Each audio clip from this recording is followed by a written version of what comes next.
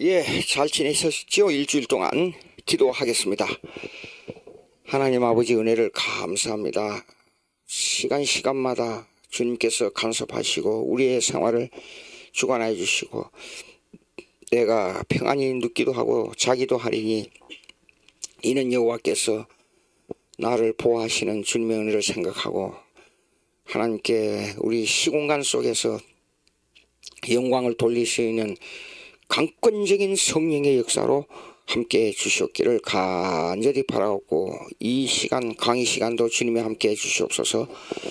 예수님의 이름으로 기도합나이다. 아멘. 저 있잖아요.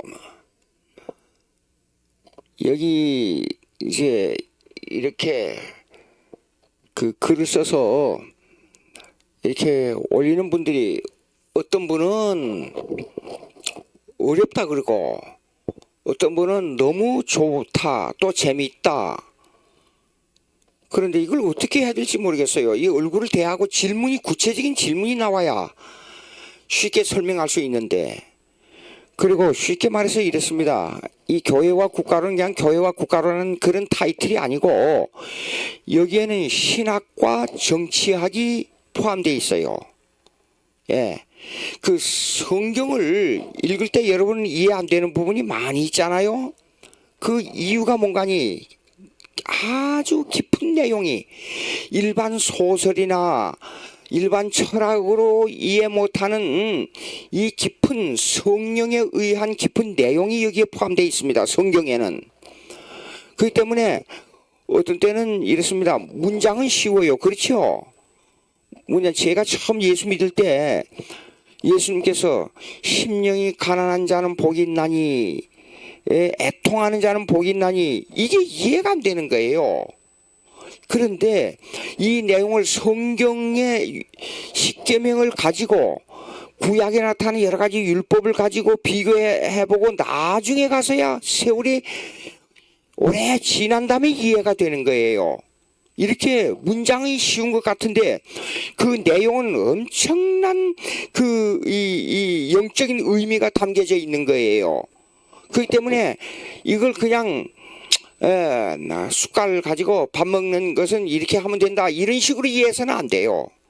여기에는 아주 깊은 이중삼중의 내용이 들어있어요.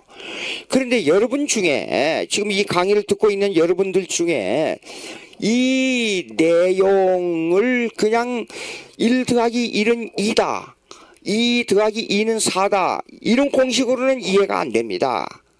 예. 근데 이것을 구체적으로 이 내용을 요 분야 꼭 집어서 이 분야가 이해가 잘 안 되는데 이게 어떻습니까? 이렇게 물어봐야 되는데 여기서 어렵습니다. 딱 그렇게만 나오면 무엇을 물어보고 싶은지 뭘 알고 싶은지를 제가 알 수가 없어요. 예. 그러면 어떤 분이 지금 미국에서 연락이 와가지고 제 이메일 아니면 전화번호를 달라는 분이 있더라고요. 그래서 그러면 좋다.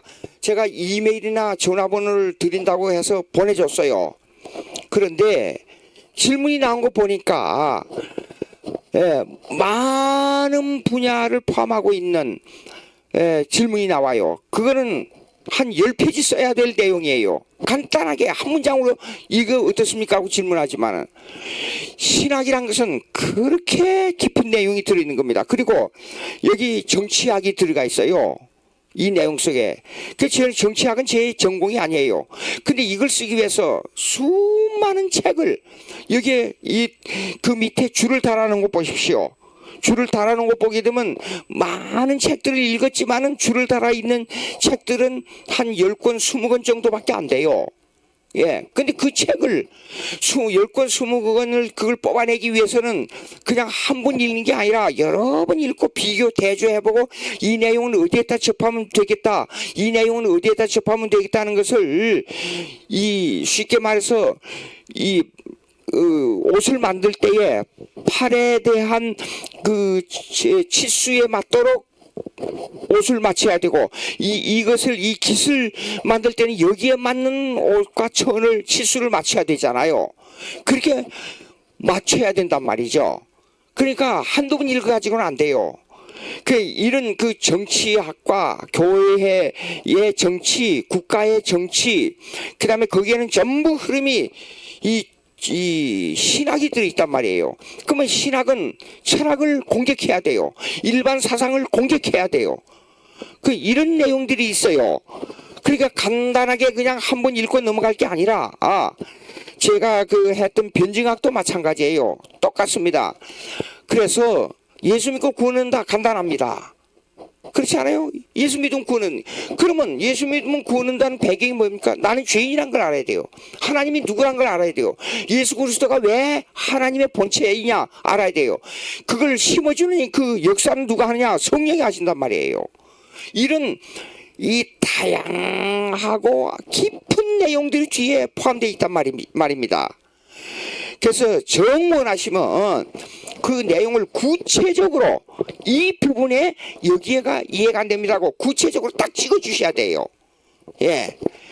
근데 이게 기본이 신학적 기본과 교리적 성경에 대한 배대, 교리적 전체의 기본과 구원론, 신론, 그 다음에 특별히 이거는 교회와 국가니까 교회의 정치적 교회론, 국가의 정치를 이해하고 있는 분은 이 내용을 들을 때 감흥이 올 거란 말이죠. 이런 문제가 있습니다. 그래서 그냥 신학을 공부한다 그러면 성경 몇 구절 연구해가지고 옳다 그런 정도가 아닙니다. 이 우주론적 개념이 이 속에 들어있어요. 우주론적 개념이라 하는 것은 뭐냐면 전체적이며 구체적인 내용이 있다 그 말이에요.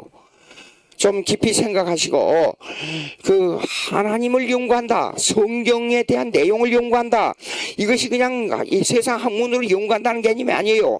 영적인 투쟁입니다. 예? 성령의 편이냐 악의 편이냐 하는 영적 투쟁이 이 속에 들어있습니다. 그걸 아시고 우리가 간단히 얘기하자면 욥의 사건을 볼 때에 욥의 세 친구가 있었잖아요. 욥의 세 친구의 내용을 구체적으로 이해하는 데는 그걸 갖다가 cause and effect라 그래요. 원인과 결과론. 이 원인이 여기 있기 때문에 결과는 이렇게 나왔다. 거기에 대한 과정은 이렇다. 이렇게 따져가지고는 이해가 안 돼요. 세상 역사는 이렇습니다. 이게 간단한 것 같지만요, 그렇지 않습니다. 세상 역사는 모든 걸 원인과 결과로 따집니다. 예. 그래서 그걸 갖다 cause and effect라 그래요. 예.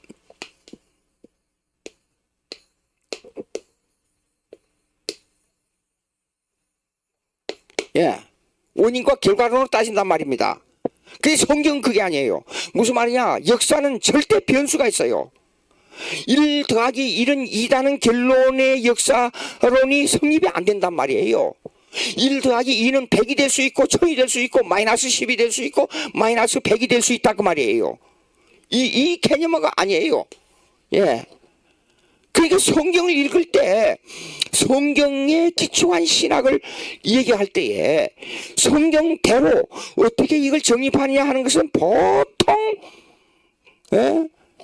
세밀하고 정확한 그 성경의 내용을 끄집어내야 되는데 그게 간단한 문제가 아니라 그 말이에요. 예, 좀 우리 생각을 해보면 왜 그렇기 때문에 왜 개신교회에는 신학을 마음대로 말할 수 있고 성경을 마음대로 말할 수 있는 문을 열어놨는데 왜 이렇게 교단이 많느냐? 그건 당연한 이치예요. 문을 열어놨기 때문에 자기 마음대로 기호에 맞는 걸 취사하지 않습니까?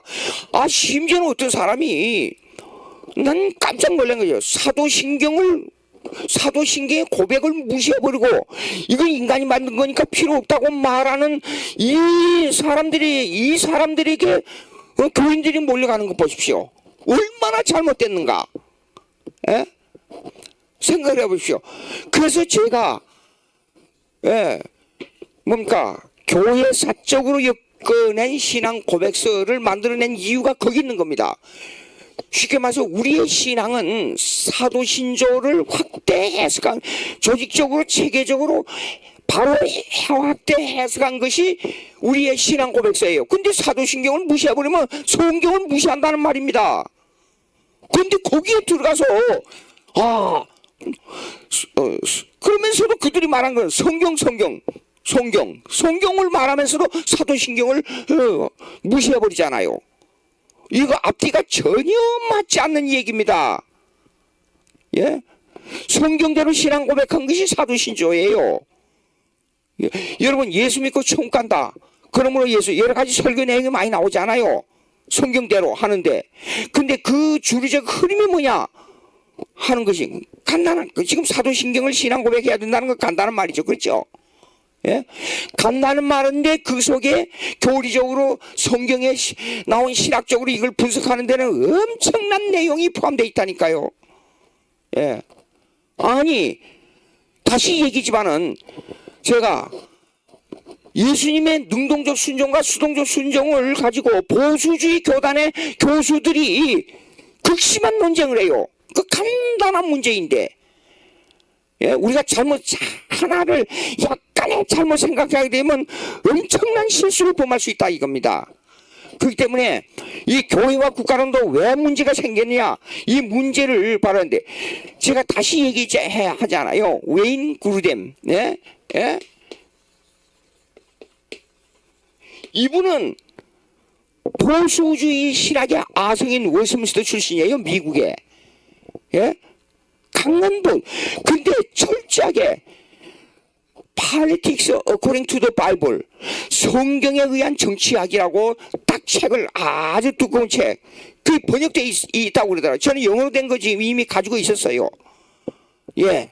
근데 이런 내용을 역사적 교회가 걸어오면서 오늘까지 정치적으로 이루어진 모든 사건들을 볼 때 이 그루뎀의 이 주장이 맞아요.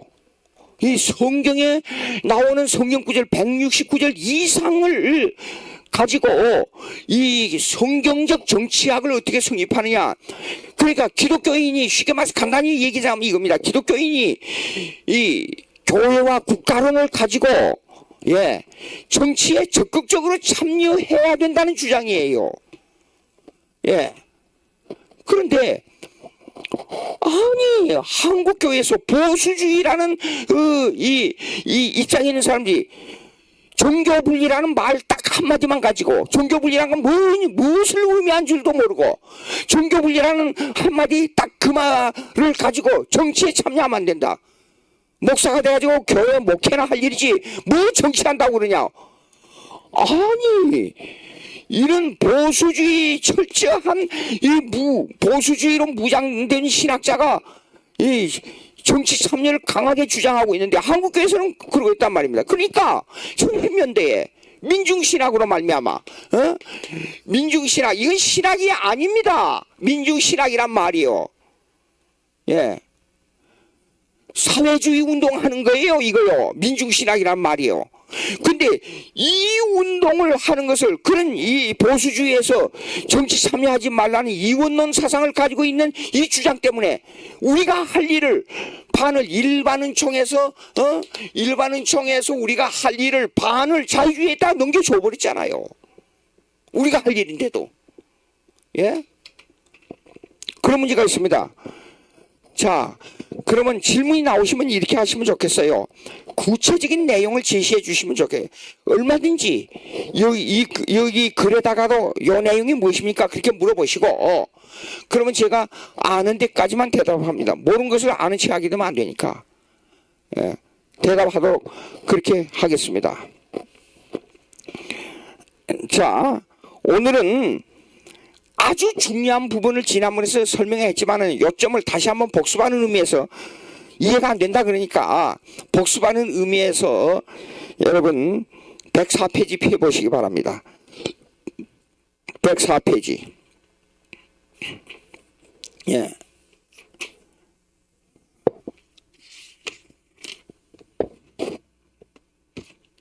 왜 여기를 펴냐 그러면 북한의 주체 사상이 내가 참 답답한 것은요. 여러분 보시오. 아니 세상에 우리가 지금 현재 기독교 중심의 국가가 돼야 되고 정치계에서는 민주주의 국가 얘기하면서 아니 주체 사상이 들어와가지고 민주주의라는 국가에 이 사람들이 자유를 주장하는 이 사람들이 주체 사상에 빨려 들어가지고 사상 변화를 안 일으키고 있다는데 이건 환장할 일이에요. 주체 사상이 뭡니까? 한마디로 말하자면 이게 사기꾼들 사기 이론이에요. 정치적 사기 이론이에요. 내가 이렇게 객하게 말해도 됩니까? 예? 저는 가능하면 이렇게 격한 말을 쓰고 싶지 않아요. 격한 말을 쓰다 보면 내가 인격적으로 내 자신이 뭐냐 그러면 스스로를 격화시키는 말이 되고 또 이거에 대한 다른 사람들로부터 공격의 대상이 돼버려요. 가능하면 설득을 하고 생각을 바꾸게 하고 이게 인격적으로 대화하면서 그들의 마음을 돌이켜야 될 입장이니까 강의를 하는 사람의 입장에서는 그렇지 않아요. 그런데 정치적 사기라 그러면 제가 얼마나 격한 말이에요. 그런데도 불구하고요. 보십시오. 주체 사상은 결론적으로 말하자면 김일성, 김정일, 김정은이를 신으로 만들어서 우상화하는 사상이에요. 그러면서 그들은 이 역현상 무슨 말입니까? 리액션 이 반동적인 이 얘기를 하는데 그 반동적인 얘기가 뭐야 그러면 인민중심의 사상이다. 그 다음에 인민중심이 돼야 되니까 이들이 이 잘못된 구조를 보고 혁명을 해야 된다. 혁명을 해야 된다. 또 하나는 더 뭡니까? 그러면서 이 사람들은 창조적 정치를 강조한단 말이에요. 그렇게 이렇게 말해놓고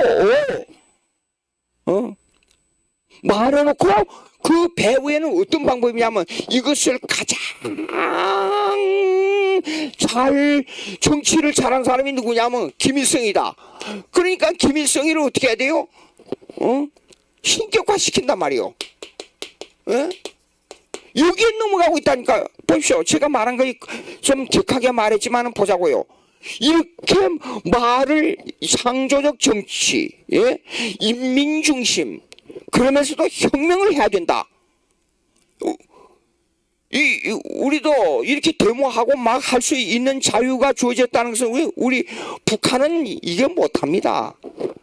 감히 김일성 일가를 반대하는 말하게 되면 갖다가 그냥 법도 없고 재판도 없이 그냥 죽여버리잖아요.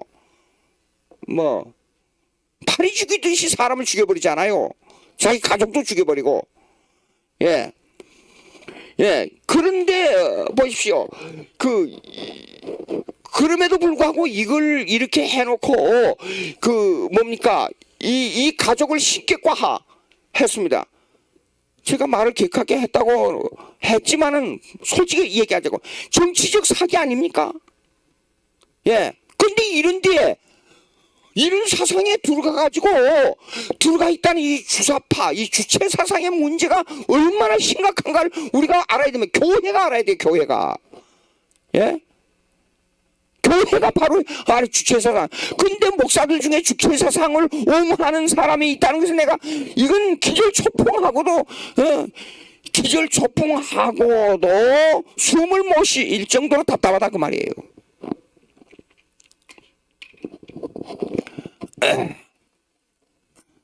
자, 그러면 이 주체 사상하고 통하는 사상이 뭐냐? 두 가지가 있어요. 이게 여러 가지가 있어요. 그렇지만 제가 얘기하고 싶은 것은 크게 아주 밀접한 관계에 있는 신학 두 가지 얘기하겠습니다. 해방 신학이에요. 이건 남미 이걸 주창한 사람 한 사람이 그 주도된 사람이 구테르즈라 그래요.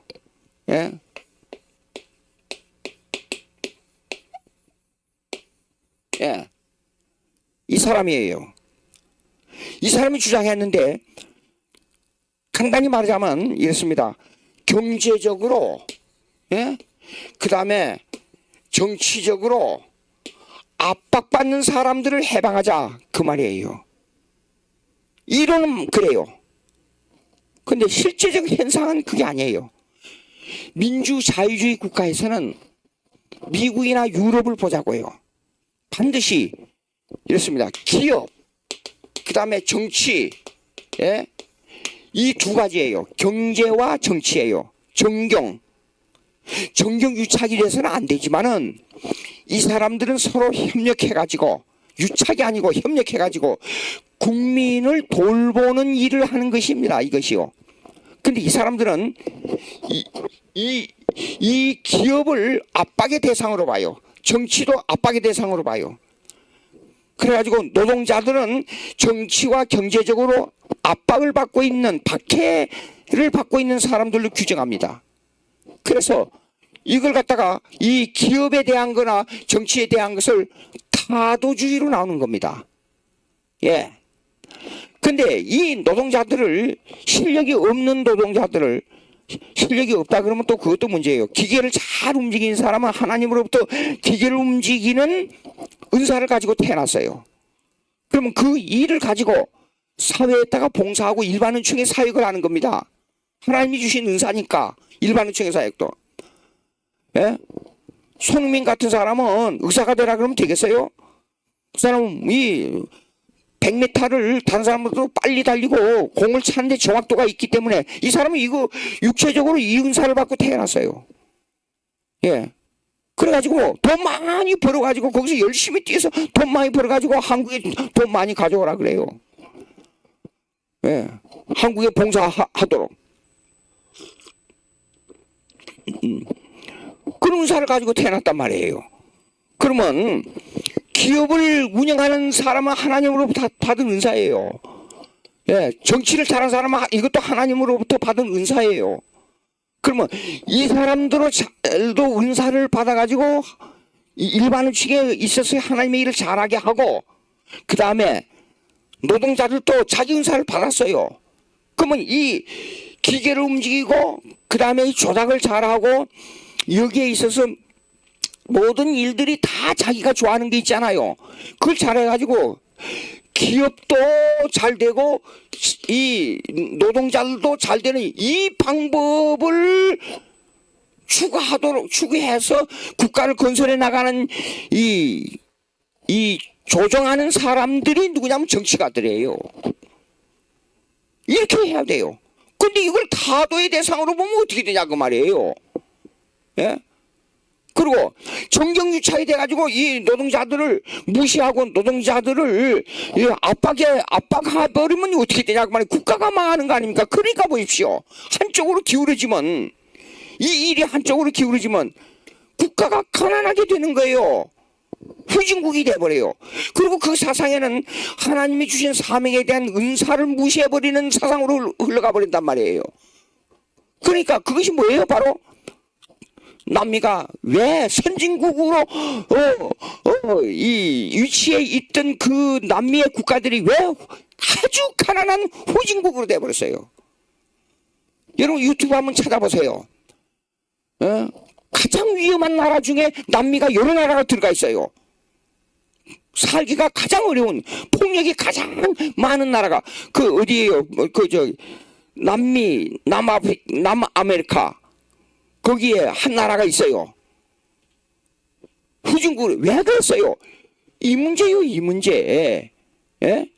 근데 그 사상에는 기독교냐 아니냐, 기독교적이냐 아니냐, 국민과 그다음에 정치가들에 대한 문제가 어떻게 흘러가, 거기에 들어있단 말이에요. 거기 그 사상에 문제가 있기 때문에 나라들이 이렇게 돼버렸다고 말이에요. 근데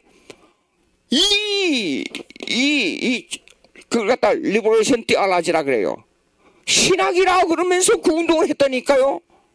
무슨 신학이 그런 신학이 있어요. 자,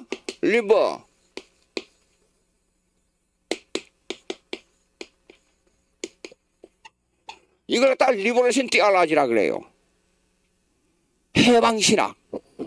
예. 근데 이 사상을 받아가지고 70년대 한국에 민중신학이 있어요. 민중신학. 그 민중신학이라는 이 개념은 그 해방신학의 내용하고 똑같아요. 기업을 타도하자. 정부를 향해서 혁명을 일으키자. 기업을 타도하자. 혁명을, 여보시오. 주체사상에서 혁명주의. 예. 일이 서로 통한단 말이에요. 그래가지고 70년대에 일어났던 이 민중신학이 그 사상적으로 해방신학의 이 형식적으로 해방신학과 이 뭡니까 주체 사상을 배경으로 이것이 민중신학 속에 파고들은 거라고요. 이걸 알아야 돼요. 예? 어리석고 바보 같지요. 예수 믿는 거. 그들이 볼 때는 막 혁명도 안 일으키고, 예? 그런 것 같았지요. 그런데 바보 같지만 사도 바울이 고린도전서 1장에 얘기한대요. 우리는 어리석어요. 십자가만 자랑하는 우리예요. 근데 그 사상 속에 그때 당시의 배경, 역사적 사상의 배경을 보자고요. 사도 바울이 전도했던 그 당시에요. 우리는 그 사람들이 보기에 어리석어요. 십자가를 자랑하니까. 근데 두 가지 사상을 강하게 배제하고 나섰잖아요. 사도 바울이 헬라주의예요. 그 다음에 유대주의예요. 왜 예수님이 오시자마자, 이 땅에 오시자마자 유대인들을 공격했는가? 바리새인과 이 서기관들을 왜 그렇게 공격했는가? 그거는 뭐냐 그러면 이 종교적 민족주의를 강조했기 때문에 그래요. 이 바리새인들이 종교적 민족주의. 그러면 쉽게 말해서 간단히 말하자면 이런 겁니다. 우리 한국으로 말하자면 옛날에 이조시대 때 유교를 바탕으로 해서 국가를 형성하고 있었잖아요. 사상적으로는 유교예요. 근데 이걸 배격해야 돼요. 유교를 배격해야 돼요. 예? 그럼 그 사상이 남아가지고 기독교도 아니고 유교도 아니게 되면 예수님이만이고 이 땅에 오셔가지고 구세주로 오셔가지고, 예, 이 사상을 보고 어떤 언급을 하셨겠느냐를 생각해 봐야 돼요. 그러니까 사도 바울이 철저하게 당시에 유대주의적 바리새를 공격하고 그 다음에 한쪽은 헬라주의적 이성주의를 공격했잖아요.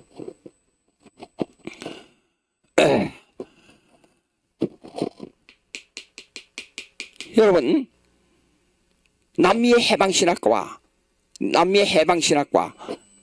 예, 자 미안합니다. 예, 잠깐만요. 이거 아까 끈다고 껐었는데 그러네요. 오케이, 됐습니다. 남미의 해방신학과 주체사상과 통하는 것이 뭡니까?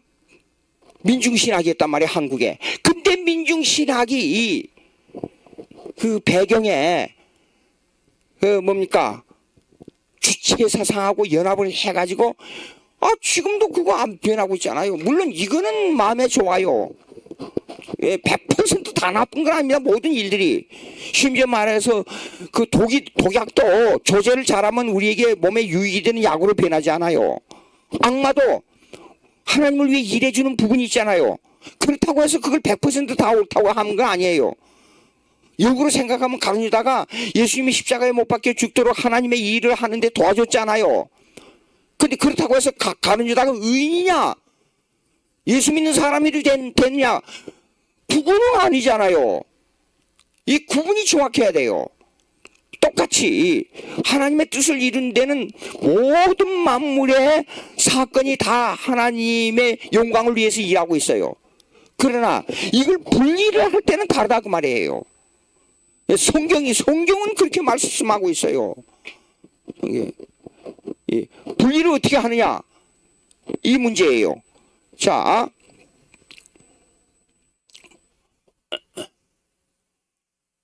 보시겠습니다.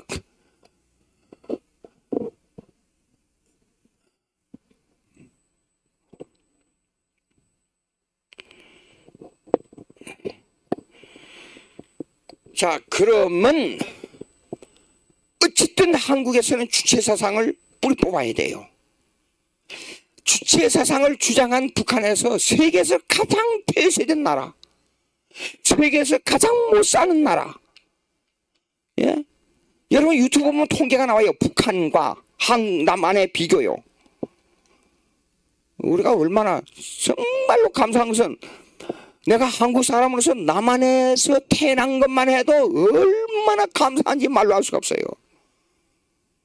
그리고 북한이 보십시오. 기독교인들을 다 죽이고 그리고 쫓아냈잖아요. 근데 그것이 그 기독교 사상이 남한으로 왔잖아요.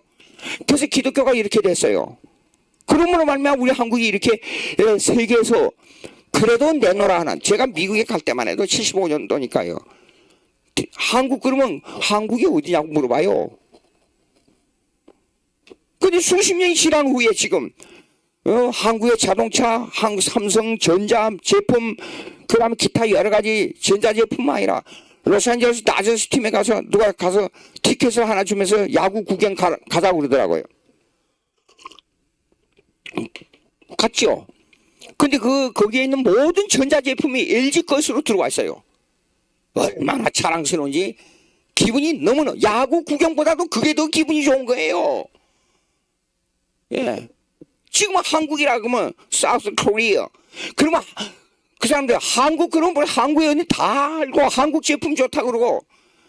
예. 요즘은요 현대 자동차 있잖아요. 기아하고 한국 자동차 기아 하고 현다이. 예? 현다이.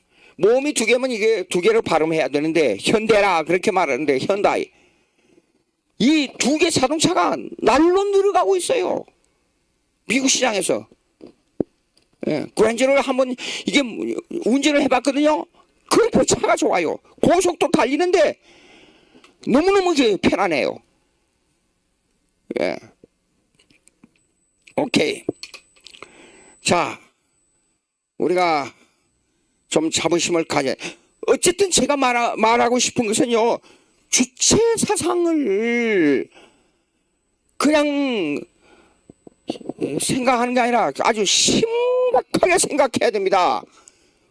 공부 잘하고 똑똑하고 유명대학에 나와서 국회의원 되고 장관 됐다는 사람들이 주체 사상에 빨려 들어갔다는 게 나는 환장하겠다 그 말이에요. 해방신학, 그 다음에 106페이지 보세요. 민중신학 나오죠. 지금 제가 설명한 그 요점이 그겁니다. 민중신학. 예. 그 다음에 보십시오. 쭉 넘어가서 111페이지 한번 보세요. 민중신학의 해방론. 예. 그것은 이 남미의 해방신학하고 똑같다 그 말이에요.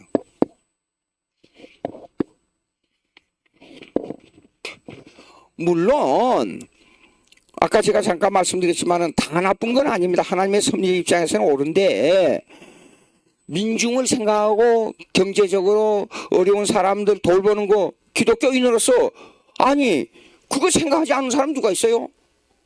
그거 당연하지요. 하나님도 너희가 과부와 과를 신은하지 아니하면 심판한다 그랬잖아요 구약에. 그럼에도 불구하고 오래됐어요. 한 7, 8년 됐는가 제가 신문에 난 걸 봤어요.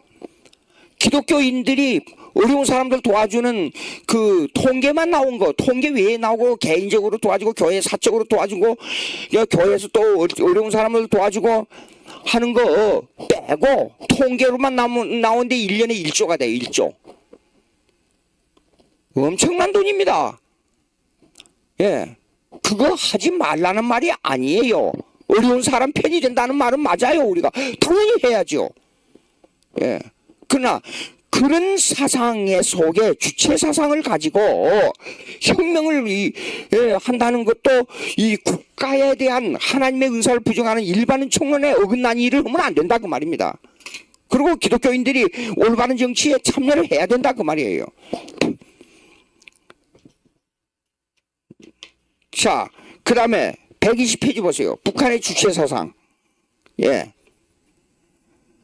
이 북한의 주체 사상이 민중신학하고 해방신학하고 이 사상적으로 통하는데도 불구하고 이 사상적으로 통하지만은 정치적 적응을 하는 데 있어서는 해방신학하고 민중신학하고 주체 사상이 차이점을 가지고 있어요. 정치적으로 적용하는 데 있어서는. 북한에서는 완전히 우상주의로 변해버렸어요. 김일성이 그 사람인데 그까짓 게 뭐예요, 그게? 거기에 반대하면 절차 없이 그냥 죽여버리잖아요. 무슨 놈의 나라가 그런 나라가 있어요. 예.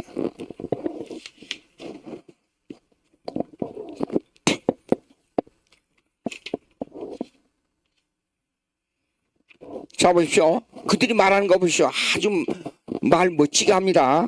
125페이지 한번 보세요. 예.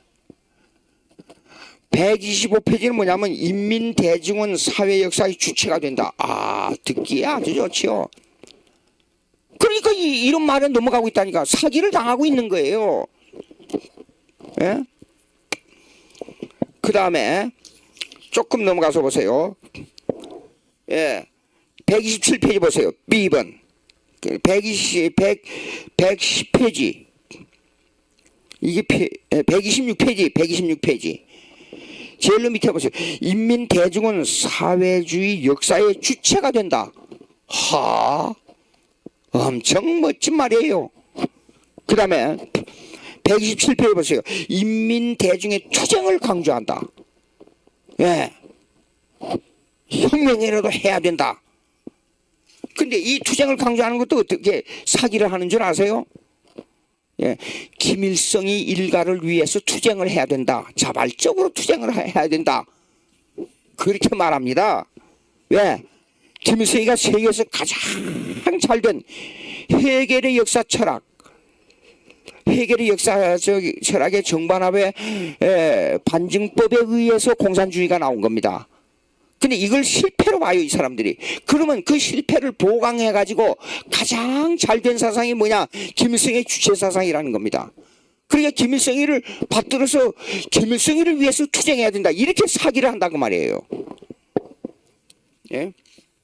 그 다음에 131페이지 보세요. 제일 밑에 한 문장 C 해가지고. 보세요. 사회주의 역사운동은 인민대중의 창조적 운동이다. 아까 제가 얘기했죠. 창조를 강조해요. 무슨 놈의 창조가 그런 창조가 있어요. 그저 무조건 굴복하는 것이 창조라 그렇게 주장하는 거지. 예. 그 다음에 133페이지 보세요. 제일 밑에서 셋째 줄.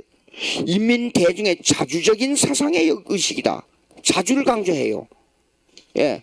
무슨 자주라는 의미는 이렇게 말합니다. 이 사람들은 자주라는 의미를 스스로 복종하는 자주, 김일성이를 우상화하는 자주, 그걸 자주로 본단 말이에요.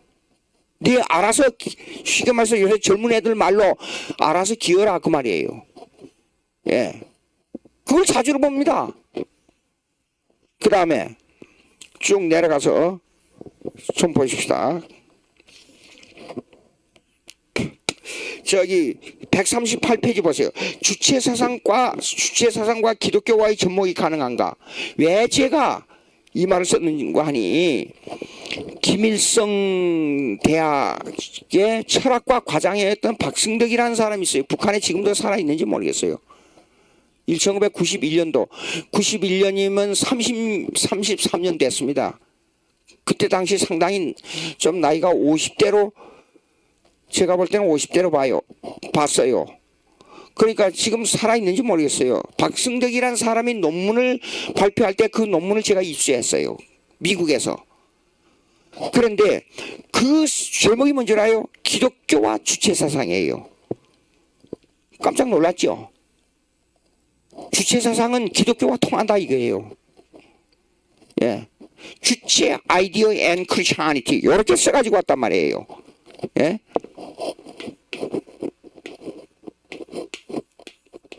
주체, 아이디어, and Christianity.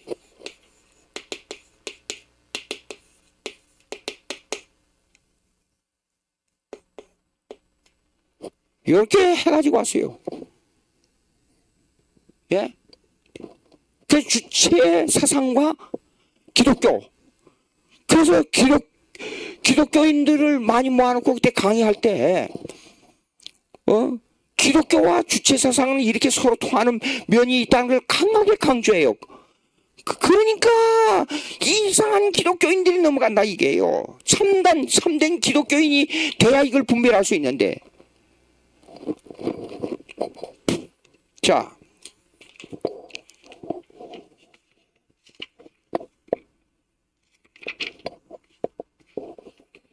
이제 조금 넘어가서 보겠습니다.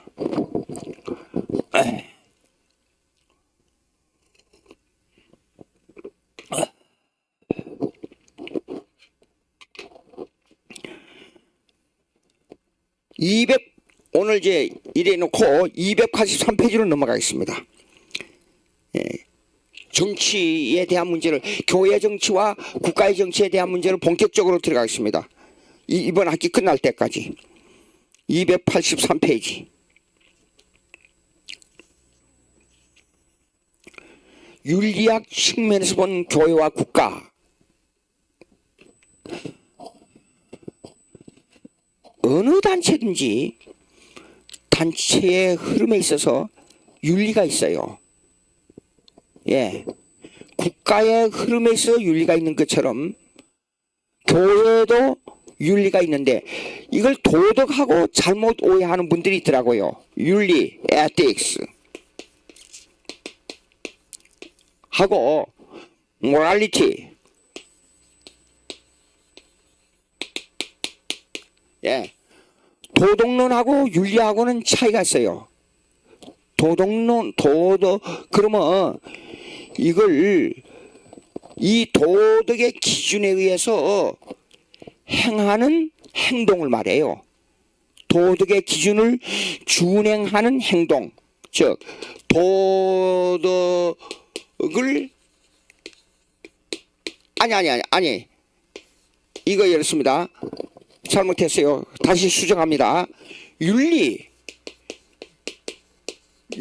행하는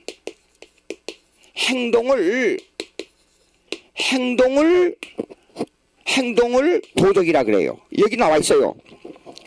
읽습니다. 학자들은 도덕과 윤리와의 정의를 내리는 데 있어 자주 혼동을 일으키는 경우가 있다. 도덕은 시공간에서의 실천을 어떻게 행하는가에 초점을 맞추는 규범이에요. 예. 법이 정해지잖아요. 법을 어떻게 행하는가, 이게 도덕이에요. 그러나 윤리는 도덕을 행하는 원리를 제공하는 본질이에요. 예. 그러면 인간과 하나님과의 관계에서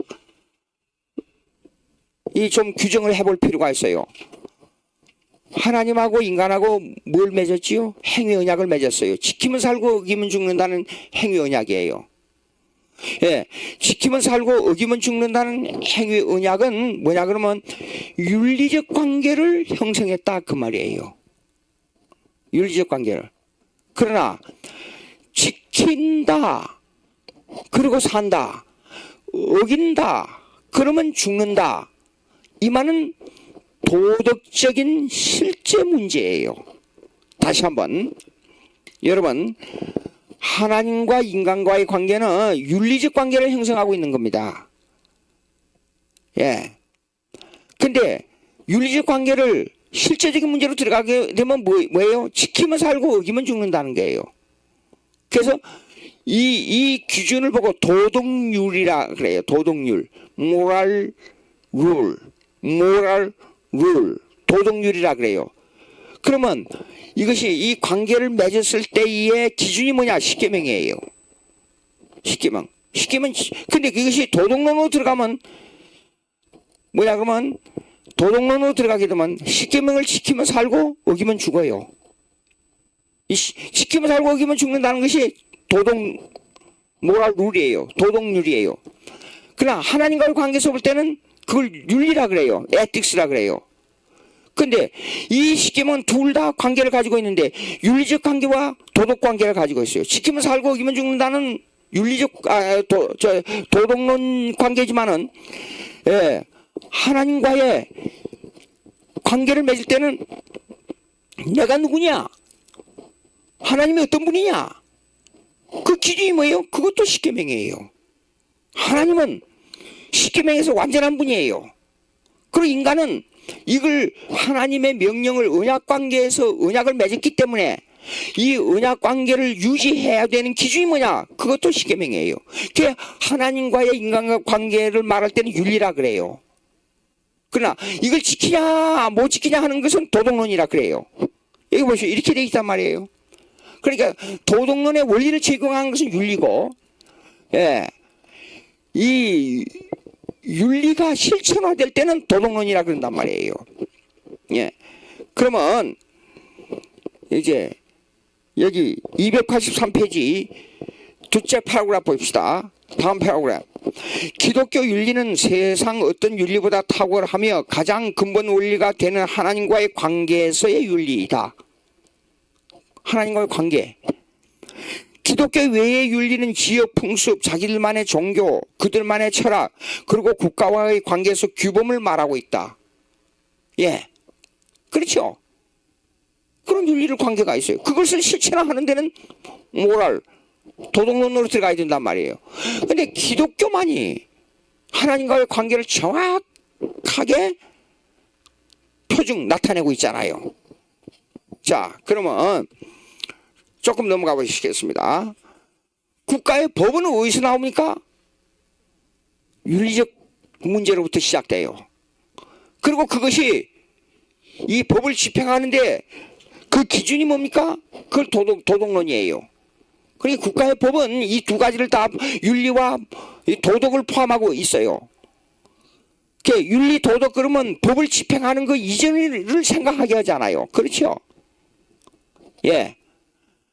이런 문제를 생각하고 국가가 형성되는 데는 그 배후의 종교가 배경에 있단 말이에요.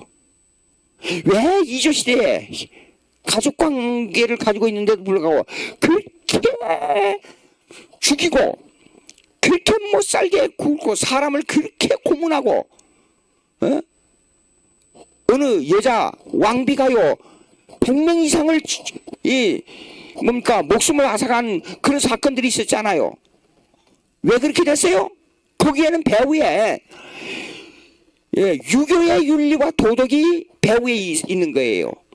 근데 그것을 현실화하는 윤리가 집행될 때는 국가의 법이 있는데 그 법의 윤리는 뭐냐 그러면 종교로부터 나온 거란 말이에요. 그러니까 기독교 윤리가 성립이 돼야 국가가 인권도 형성되고 그 인권도 형성되는 그 원리가 종교의 원리가 바로 돼야 된다는 것을 여기서 말해주고 있는 거예요. 그러니까 기독교가 잘 돼야 국가가 잘 된다는 것은 필연적인 관계예요. 절대적인 관계예요. 역사가 이건 증명하고 있습니다. 자, 284페이지 둘째 줄 보세요. 둘째 줄 읽겠습니다.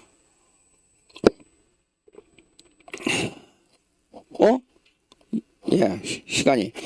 한 나라를 다스리는 국가의 법은 법의 뒤에서 지탱해주는 윤리를 포함하고 있다.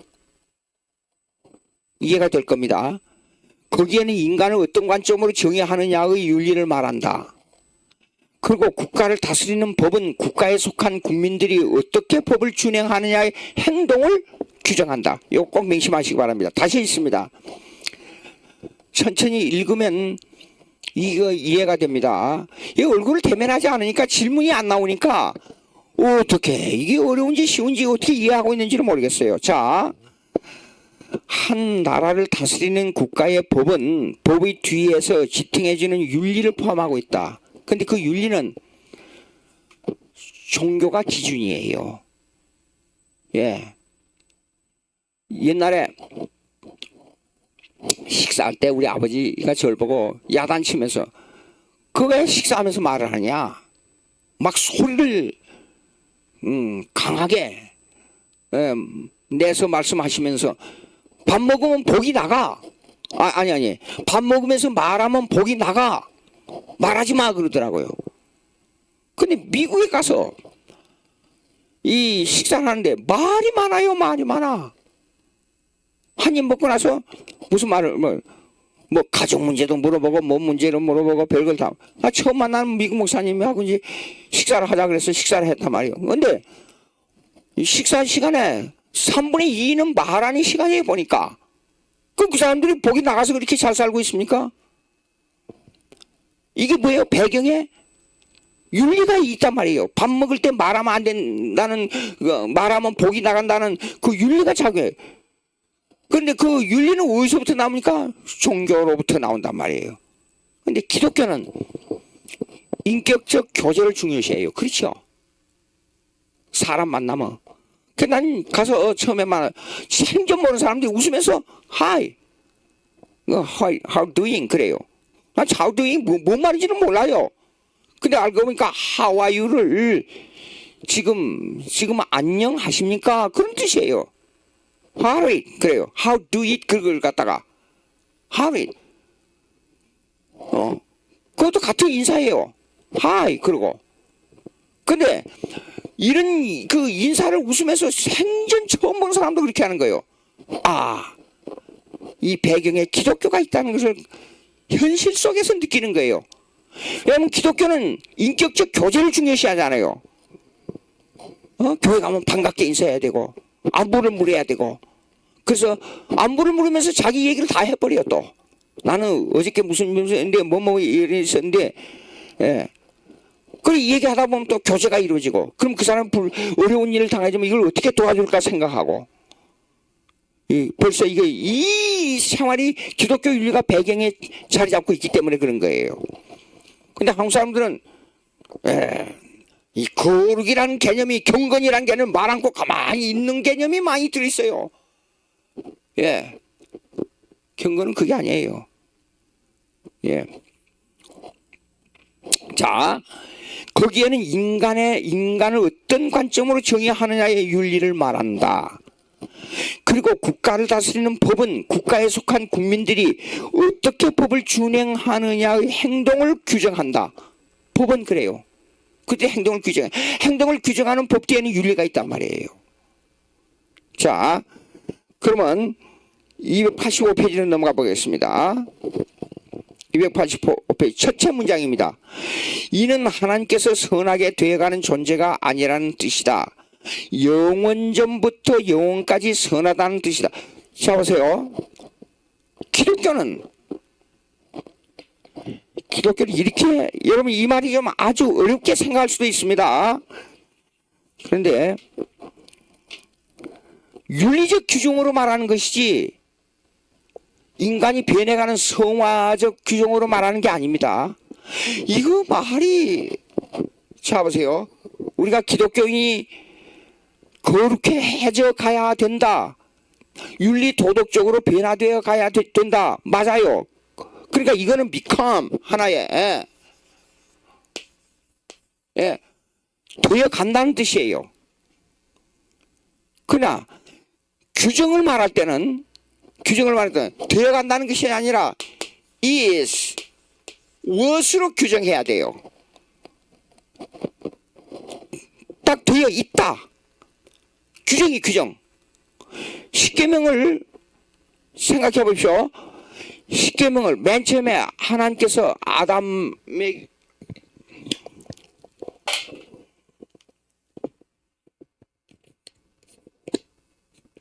아담에게 행위 언약을 규정해가지고 지키면 살고 어기면 죽는다는 이 룰이, 이 모랄 도덕률이 결정될 때에 하나님께서 첫째, 지키면 살고 어기면 죽는다가 좀 문제가 있으니까 언제까지 어떻게 지키면 어떻게 되고 언제까지 어떻게 못 지키면 어떻게 된다.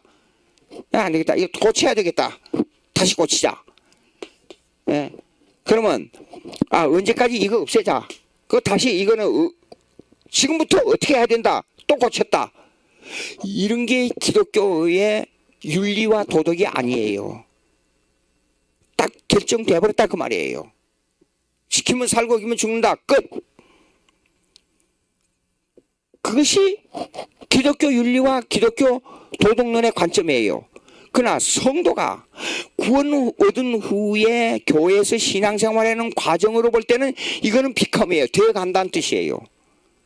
그냥 너는 하나님의 아들이다. 죄의 종인데 하나님의 아들이 되었다. 이거는 과거에 되었다. 끝. 이거 구분해야 돼요. 예. 구분해야 돼요. 근데 자유주의 신학에서는 자꾸만 이 방향으로 맞추려고 그래요. 하나님의 규정이 딱 정해진 것을 변화 과정으로 자꾸 맞추려고 그래요. 이 자유주의 신학의 배후에 들어있는 내용들이에요. 그러니까 이렇습니다. 기독교인이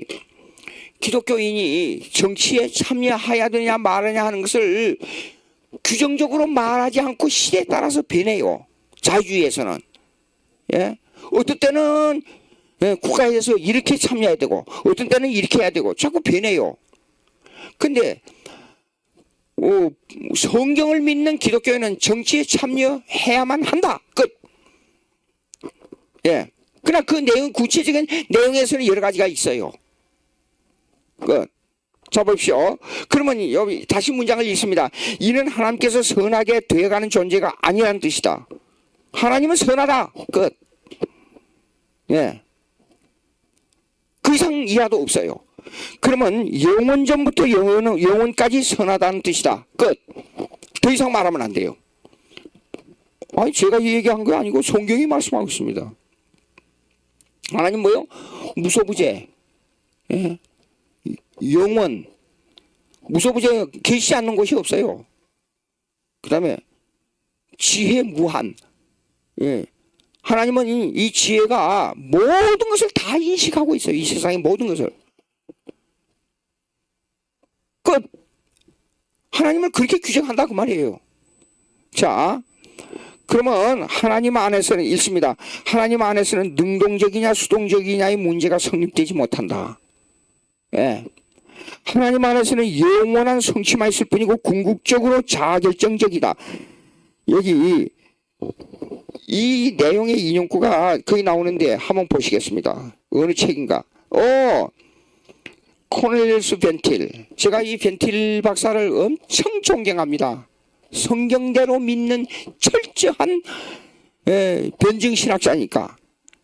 거기 보니까 크리스찬 디스티에티스 유실론적 윤리 하겠다가 이렇게 말했어요. 예. 그래서 이 책을 제가 가지고 있어요. 근데 이 책에서 지금 204 있잖아요. 이 책에서 그렇게 말씀하고 있어요. 100% 맞는 말씀이에요. 왜냐하면 성경을 하나님 말씀 그대로 믿기 때문에. 예. 그러니까 이 벤틸 박사의 일반은 총론이 있어요. 벤틸 박사의 일반은 총론이 제가 읽었기 때문에 이분 아예 마음이 확 쏠려요. 벤틸 박사의 일반은 총론. 이 일반은 총론은 칼빈과 에브람 카이퍼, 정광 목사님이 에브람 카이퍼에 대한 내용을 자주 인용하세요. 보니까 아주 좋은 생각입니다. 예. 그러면 이거는 칼빈부터 나왔거든요. 그 다음에 에브람 카이퍼, 카이퍼. 또 나아가서는 19세기에 거의 같은 시기에서요. 댐니,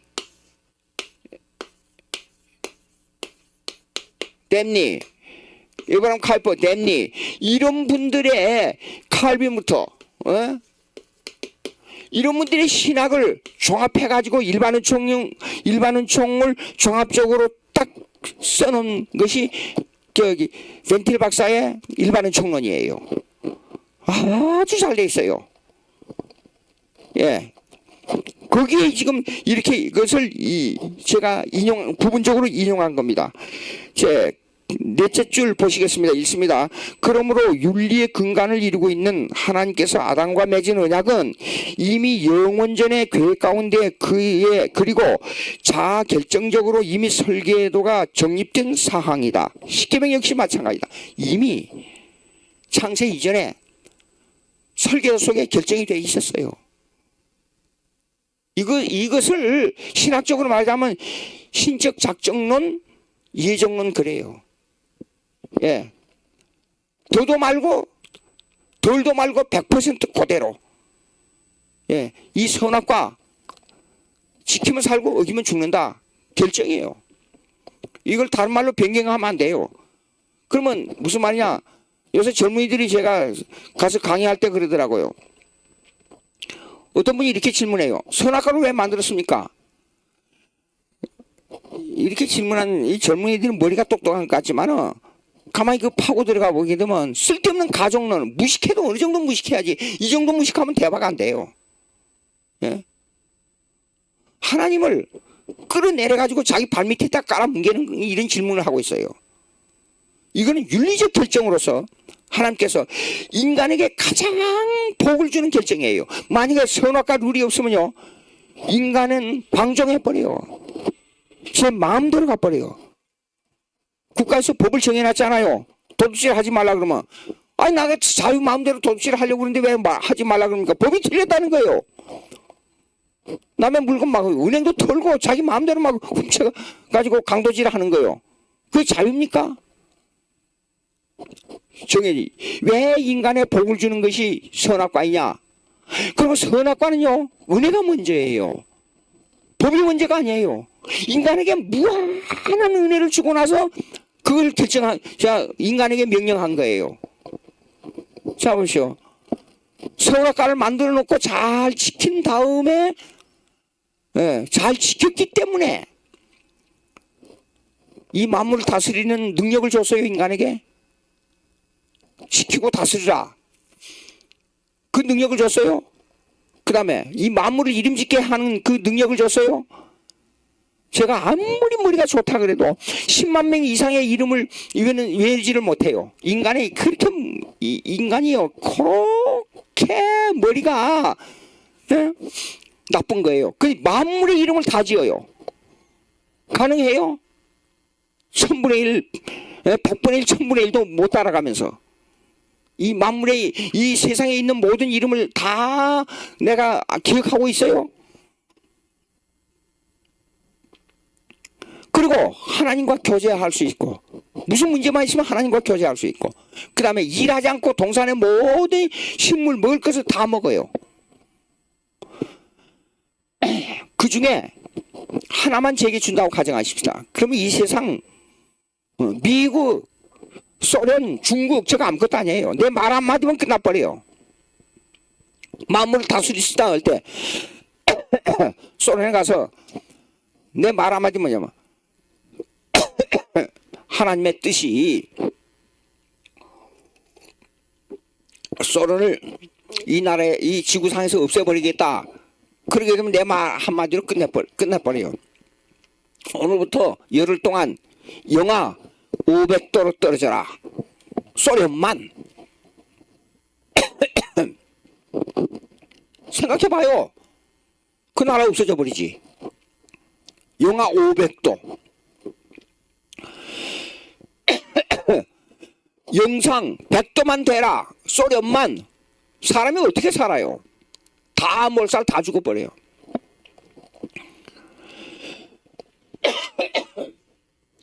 여러분 어떠세요? 그런 엄청난 은혜를 받아가지고 그 많은 은혜 중에 하나만 하지 말라 그랬어요. 그 하나를 하지 말라는 것은 하나님의 창조주와 인간의 피조물 그 선을 지키는 그 관계를 지키는 선이에요. 선악과가.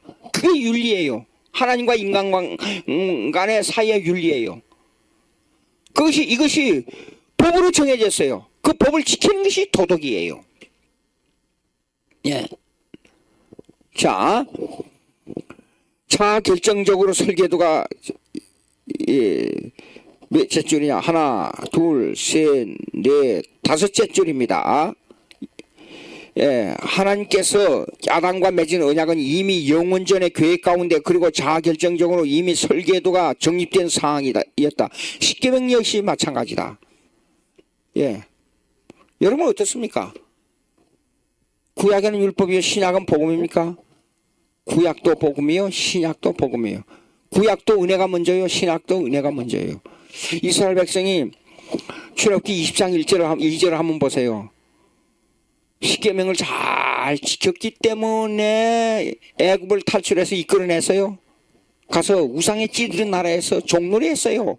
우상 섬기는 나라로 완전히 거기에 종으로서 우상을 섬기는 그 습관에 젖어 있었어요.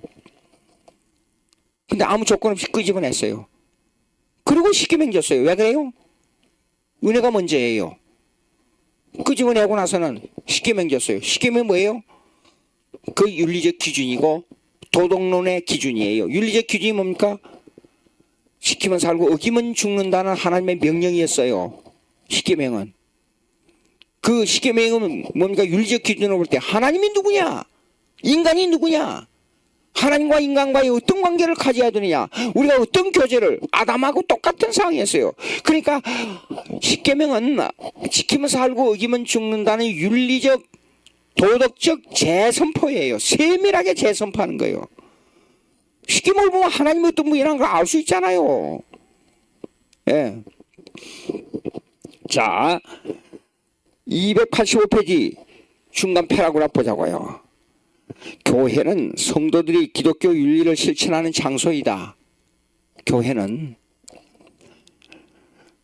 국가도 마찬가지예요. 국가가 법을 정해주는 윤리를 실천하는 장소가 국가의 국민이에요. 이거는 이 영역은 일반은총의 영역이라 그래요. 그리고 교회는 특별은총의 영역이에요. 그러니까 거스틴 칼빈 강요를 읽어보면 쫙 논설을 이 얘기하고 어거스틴 이 얘기를 하고 나서 거스틴에 대한 나는 거스틴의 이 얘기를 이 의견에 동의한다. 딱 그렇게 나와요. 그러니까 우리의 성경대로 믿는 신학은 이렇습니다. 예. 인물사로 볼 때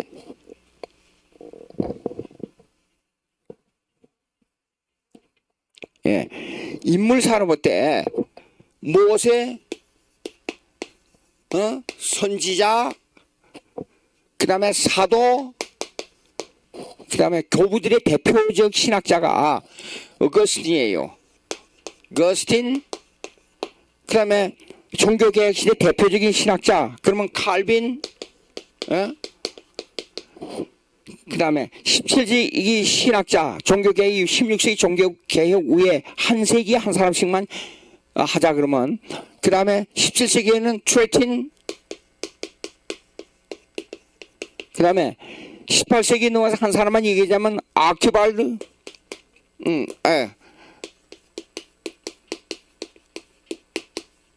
아큐발드 예. 그런데 19세기 와서는 세 사람이 있어요.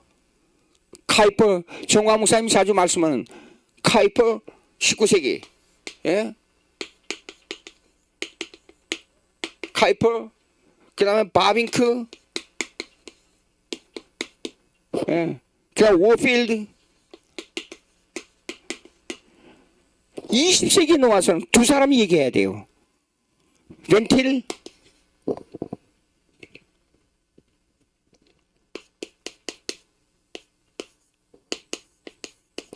벌코프 이렇게 돼 있어요. 예, 이 노선을 따른다 그 말이에요. 근데 그 중에서 이 사도 중에 가장 중요한 신학자가 누굽니까? 바울이잖아요. 바울이 이미 교회와 국가를 얘기하고 있어요. 교회와 국가. 교회 국가는 다 틀렸어. 정치는 다 틀렸으니까 무조건 내버려두고 가만히 앉아서 주여 예수만 믿어. 안 그랬어요. 그 노동론 보십시오. 일하지 않는 자는 먹지도 말라. 그 뭡니까? 일반은총의 영역을 얘기하고 있는 거예요. 그럼 국가에는 어떻게 해서 위정자들을 어떻게 대할 것을 전부 얘기하고 두 영역을 이미 사도 바울이 얘기하는데 이 사상을 여기 글자가요. 칼빈입니다. 칼빈. 이 사상을 이어받아서 두 영역을 얘기해가지고 영의 왕국과 힘의 왕국을 말한 사람이 어거스틴이에요. 예? 어거스틴. 예. 꼭 기억하시기 바랍니다. 자, 그러면 이 영역에서 285페이지 중간 패러그래프 다시 읽습니다. 첫째 문장. 교회는 성도들이 기독교 윤리를 실천하는 장소이다. 윤리의 기준은 십계명이다. 아까 다 설명했습니다. 신앙생활의 실천은 십계명에 순종하는 생활이다. 이거 왜 윤리와 그 다음에 도덕과 구분하기 위해서 이렇게 문장을 쓴 거예요. 윤리의 기준은 십계명이에요. 물론 도덕률의 기준도 십계명이에요. 그러나 윤리와 도덕을 구분하자면 윤리의 기준은 십계명이지만 신앙생활의 실천은 십계명에 순종하는 생활이 이 도덕론이라 그 말이에요. 실천에 대한 문제는 도덕론이고 그 기준을 정하는 문제는 윤리라 그 말이에요. 오케이. 그 정도 하고요. 286페이지 한번 보시겠습니다. 이거 좀 말이 조금 어려운데 참 제가 다니면서 강의하면서 느끼는 게 이런 게 있어요. 우리가 너무 단순 이론 그리고 이 정반합의 이론, 단순 이론이면서도 정반합의 이론과 그 다음에 우냐 좌냐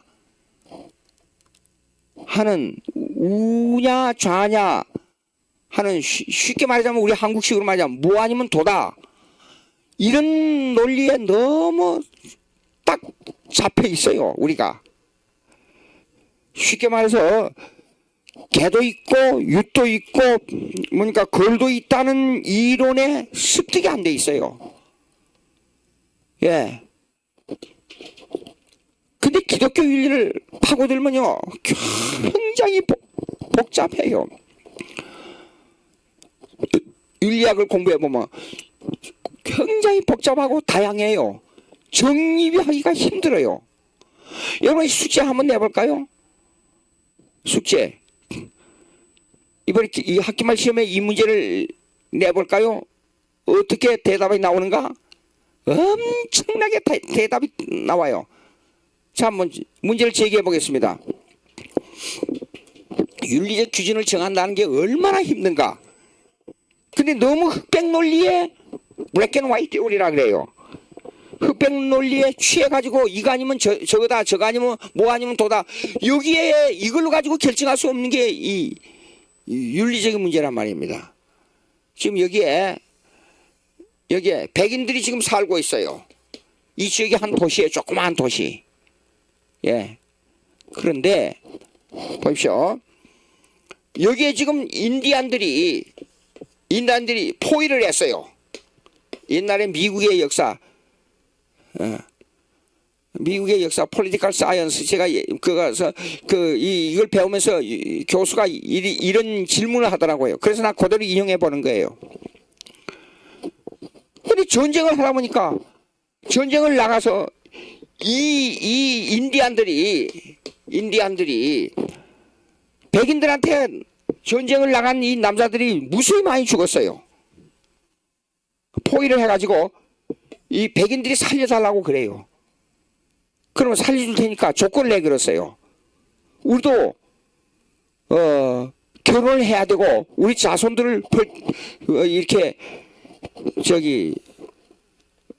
이 생산해야 되는데 그러면 여자를 100명만 처녀 100명만 내달라. 그럼 전쟁하지 않고 화평하겠다 그래요. 물어보십시다. 여자들을 내보내줘야 됩니까? 싸워서 죽어야 됩니까? 어느 쪽을 택하겠어요?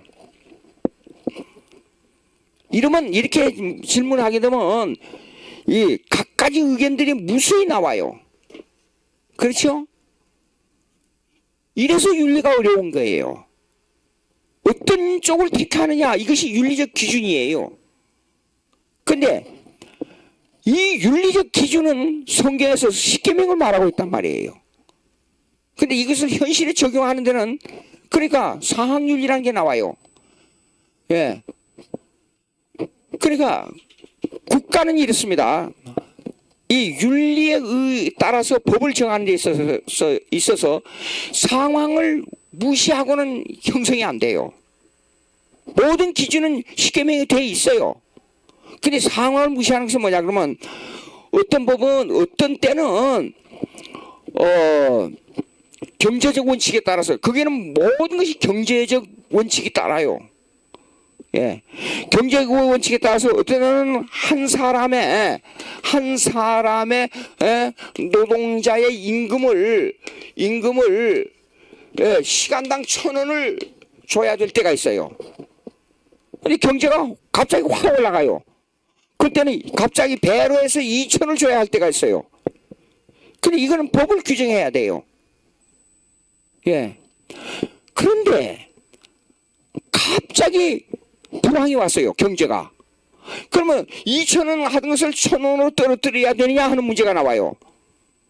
떨어뜨릴 때 국민들의 생활이 어떻게 되느냐, 그대로 놔둬야 되느냐, 떨어뜨려야 되느냐, 올려야 되는 문제를 규정하는 데는 대단히 어려운 문제가 나와요. 이게 국가의 그 윤리를 배경으로 하는 법을 제정하는 거예요. 이거요. 그 법을 제정하는 것은 바로 도덕률로 이어져, 모랄리티로 이어져요.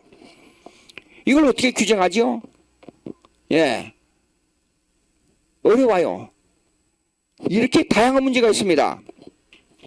자, 그러면 보시겠습니다. 286페이지 둘째 패러그래프 보세요. 기독교의 윤리는 최고의 선, 수문 보눔이라 그래요. 이 수문 보눔 라틴에서 나온 건데, 이 수문 보눔이란 말이 무슨 말이냐 그러면 이 지구상에 선이 있느냐 하는 문제예요. 근데 그 최고의 선이 존재하느냐 문제가 나와요. 이 말은 결국은 칸트로 들어갈 수밖에 없어요.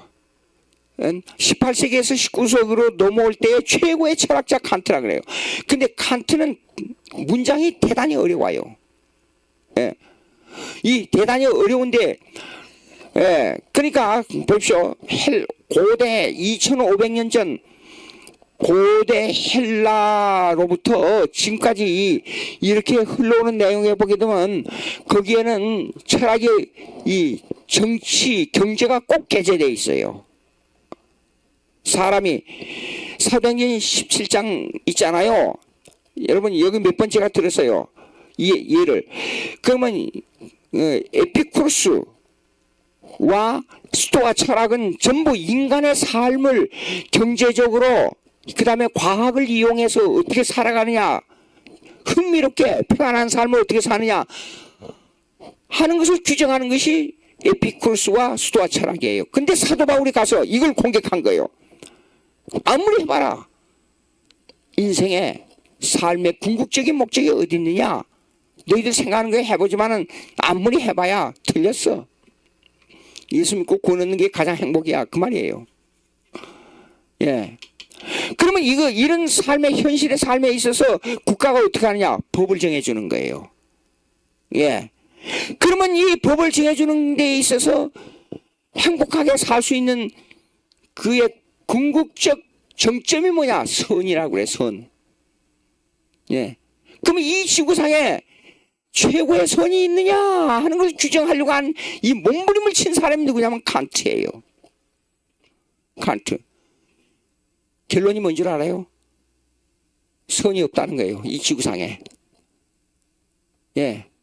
철학자도 그렇게 말해요. 선이 없어, 이 지구상에. 말이 좀 어렵죠? 어렵지만은 그냥 칸트가 유명한 철학을 말했지만은 선이 없다. 이 세상에서 선이 존재할 수 없다.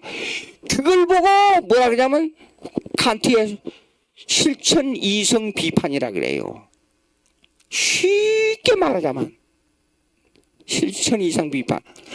그러니까 이 선에 대한 개념이 어디로 가야 되냐면, 하나님은 완전한 선이지만 우리는 추추하고 더럽고 포악할 수밖에 없는 죄이라, 이렇게 들어가야 선이란 개념을 규정할 수가 있는 거예요.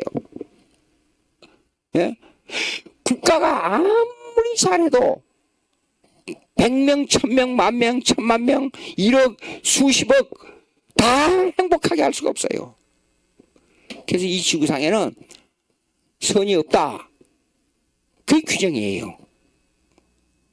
쉽게 말해서 국가가 법을 적용하는 선은 최대 공약수를 찾는 것이지 완전을 찾는 게 아니에요. 아니란 말이 아니고 이 말이 이렇게 해야 돼요. 할 수 없다. 불가능하다. 이렇게 말해야 돼요. 예, 숨은 본음. 기독교 윤리는 최고의 선이 하나님 중심 즉 성경의 계명에 따라 규정돼야 된다. 즉 하나님을 알아가는 게 선이에요. 근데 완전 도달하는 건 불가능해요. 자, 그 윤리는 사람 중심의 최고의 선이 아니고 하나님 중심의 최고의 선이 되어야 한다. 이는 기독교 윤리에 있어 행위사학적 전제주의가 하나님 중심이 되어야 한다는 말이다. 행위사학적 전제주의 그러면 또 말이 어려워요. 제가 다른 데 가서 강의할 때 보면 어렵다는 말이 많이 나와요. 왜 그러냐면 철학을 해가지고 변증학을 이 세상에 아무리 희한한 말 아무리 과학 높은 거 아무리 철학 인생론을 100번 얘기해봐야 말 장난이지. 그게 결론이 될 수가 없고 선이 될 수가 없고 구원이 될 수가 없고 행복이 될 수가 없단 말입니다. 예? 생각을 해보세요. 예수 믿고 천국 가는 게 얼마나 행복한가. 자, 우리가 있습니다. 우리가 하나님을 생각할 때조차 초자연적 생각할 때 초자연적 하나님을 역사 속에 끌어내려요. 현세적 관점에서 하나님을 해석하려 하면 안 된다. 수직적 관점에서 하나님의 윤리는 궁극적 절대 자아결정자로서 인격적 존재로서 시작된다. 존재로부터 시작된다. 무슨 말이에요? 여기는 하늘이고 여기는 땅이라고 하십시다. 왜 우리가 신앙 주기도문 할 때 하늘에 계신 우리 아버지여 그랬어요? 그 말 깊이 생각해야 돼요. 하나님은 하늘에 계신다는 능력으로 계신다는 뜻이에요. 초자연적. 예? 초자연적. 일반 과거로 볼 때는 이 슈퍼내추럴리즘, 이 시간과 공간을 넘어서서 계시는 분이에요. 초자연적으로. 능력으로. 근데 이분이 우리의 아버지예요. 아니 그분을 아버지로 부를 수 있다는 것이 얼마나 우리에게 엄청난 은혜입니까? 보십시오. 근데 자유주의 신학에서는 이걸 무시해버리고 하나님을 시간 속에 다 끌어내렸단 말이에요. 우리가 다 프로세스 디알라지라 그래요. 과정신학. 이것이 이렇게 가는 것을 역사 속에만 계시는 신으로 결정했단 말이에요. 능력으로 초자연적으로 하나님의 주권으로 계셔서 우리를 다스리는 하나님을 없애버렸단 말이에요. 근데 이걸 보고 신학이라 그러니 말이 되겠어요? 이런 죄를 범하는 이 무리들을 향하여 신학이라 그러고 미국의 그 클레어만트 신학이 프로세스 테올로지 화이트헤드라고 하는 사람이에요. 그렇게 말했어요. 예. 자, 그러면 윤리가 뭡니까? 수직적 관계를 생각해야 돼요. 하나님과 우리 관계는. 하나님은 그렇게 엄청난 이름도 부를 수 없는 분을 아버지로 한다니까요. 우리 아버지가 됐어요. 이게 엄청난 내용이에요. 그러면 이 윤리는 뭡니까? 완전한 윤리가 우리에게 올 수 없는데 더러운 인간의 심령 속에 윤리로 우리에게 다가오잖아요. 그러니까 우리는 어떻게 해야 돼요? 하나님 아버지 엎드려 가지고 나 하나님하고 대화도 불가능합니다. 그것이 이사야 6장에 나오는 거예요. 이사야 6장에 뭐가 나오죠? 천사, 스랍들의 천사를 보니까 나는 망했도다. 예? 화제를 가지고 입술을 쥐어보니까 말 한마디가 다 죄예요. 말 한마디가 다 저주의 말이 나와요. 내 입에서. 하나님의 십계명에 도달할 수 없다는 걸 생각해보니까 내 망하였도다. 우리는 그런 관계인데도 불구하고 그런 더럽고 추하고 포악하고 사악하고 가증한 이것이 그 엄청난 숨은 본음 즉 최고의 선으로 존재하고는 하나님을 아버지 그렇게 부른 거예요. 기독교만이 최고의 선을 말할 수 있다 그 말이에요. 그러면 이것이 국가론으로 들어가서 제가 얘기하고 있는 것은 국가론으로 들어가서 얘기하는, 국가론으로 들어가면 뭐가 돼요? 국가론으로 들어가게 되면 지구상에 선이 없어요. 천사람 만사람 1억 다 편안하게 해준다는 것은 불가능해요. 예? 여러분 예수 믿고 즐거운 생활을 하고 있는 가운데서도 여러분 인생살이가 얼마나 힘들어요. 예? 저기 아브라함의 하나님, 이삭의 하나님, 야곱의 하나님, 이삭의 역사를 보십시오. 고난이 별로 없어요. 그렇죠? 근데 그 고백을 보십시오. 인생의 환난 고난을 많이 겪었다고 그렇게 말하고 있어요. 산다는 자체가 행복의 길을 가는 게 아니라 우리는 고난 속에서, 어려운 삶 속에서 하나님께 영광을 돌리는 것이 선이에요. 국가는 그렇기 때문에 일반은 청론해서 일반 생활 속에 돈 잘 벌고 명예롭게 살고 건강하게 사는 것이 최고의 선이 될 수 없다 그 말이에요.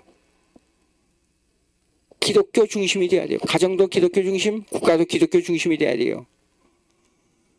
그걸 말하고 있는 겁니다. 점심 식사 하고 또 시작하십시다. 286페이지 그대로 두시고 다음에 보도록 하겠습니다. 다음 와서는 289페이지서부터 윤리의 규정인 10계명부터 시작하도록 그렇게 하겠습니다. 기도드리겠습니다. 하나님 아버지 감사합니다. 은혜를 주셔서 하나님께 영광을 돌리는 우리 삶이 되고 우리 대한민국이 예수 잘 믿는 국가가 돼서 세계 우뚱가는 국가가 될 수 있도록 복에 복을 또 복을 더하여 주시옵소서. 예수님의 이름으로 기도합니다. 아멘.